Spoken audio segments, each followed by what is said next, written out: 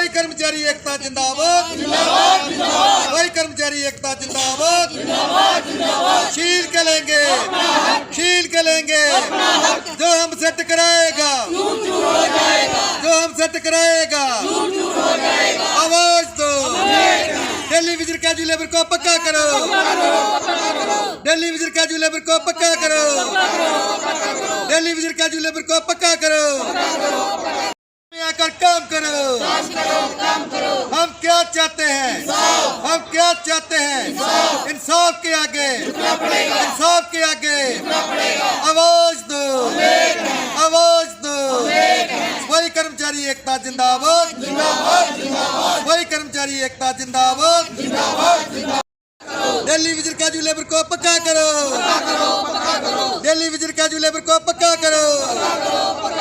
आवाज दो, आवाज दो। सर, आज जो हमारा मेन मुद्दा ये है कि गवर्नमेंट ने हमें मजबूर कर दिया है हड़ताल करने के लिए, क्योंकि हमारी मांगे बिल्कुल जायज़ है, कोई नजायज़ मांग नहीं है। अगर हम यूटी एक्ट का कहते हैं हमें लागू करो तो हम क्या गुनाह कर रहे हैं? क्या हम अपना हक मांग रहे हैं तो हम गुनाह कर रहे हैं?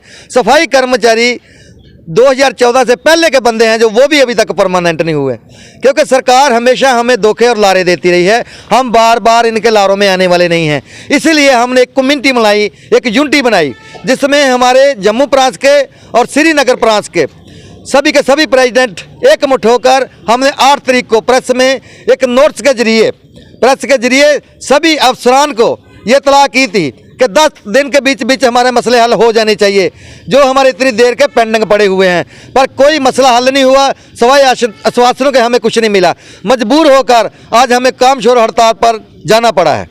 और हम ये नहीं चाहते कि हम आगे हड़ताल और बनाएं। हम एक ही बात करना चाहते हैं सरकार से, अगर हमें बुलाना है तो मीडिया के सामने आइए, और मीडिया के सामने आकर, पब्लिक के सामने आकर हमारे से बात कीजिए। क्योंकि दफ्तर में बिठाकर आप हमें सिर्फ चापलूसियाँ दिखाते हैं, हमें लारे पे लारा देते हैं। इसलिए जब तक हमारे बंदों के हाथ में परमानेंट पॉलिसी नहीं होगी, घर वापसी नहीं होगी। तो ये हड़ताल लगातार आगे जारी रहेगी? बिल्कुल सर, ये हड़ताल तब तक जारी रहेगी जब तक हमारे बंदों का एक एक मसला पूरा नहीं हो जाता, और जब तक ये गूंगी सरकार, ये बेरी सरकार अपनी नींद से उठ नहीं जाती।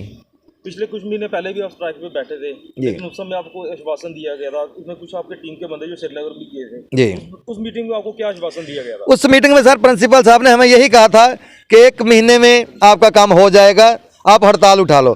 क्योंकि बीच में फिर महामारी के नराते भी आ गए थे, दिवाली थी, हम पब्लिक को भी नाराज नहीं करना चाहते थे। हम पब्लिक का भी सोचते हैं, क्योंकि हिंदू मुस्लिम सिख ईसाई आपस में हैं भाई, ये हम मिलकर सारे त्यौहार मनाते हैं। क्योंकि हम नहीं चाहते कि किसी त्यौहार के ऊपर गंद पड़े, पर वो हमने सामान गवा दिया।